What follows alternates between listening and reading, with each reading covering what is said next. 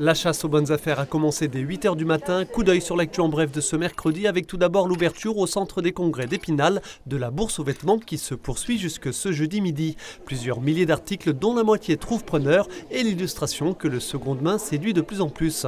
Est-ce pour les petits prix ou pour s'inscrire dans une véritable démarche d'éco-responsabilité? Difficile à dire, certainement un peu des deux.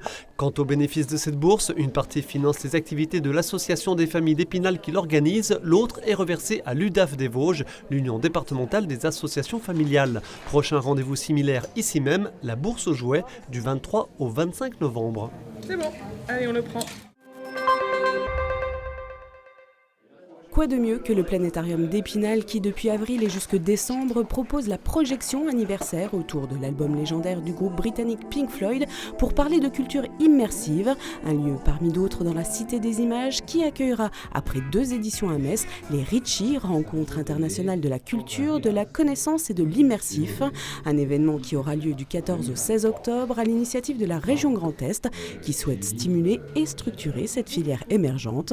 De nombreux acteurs de la création audiovisuelle et numérique se retrouveront autour d'ateliers et de conférences, l'occasion de favoriser d'éventuelles collaborations, des rencontres professionnelles mais pas seulement, avec par exemple lundi prochain dès 18h au Ciné-Palace une séance interactive tout public.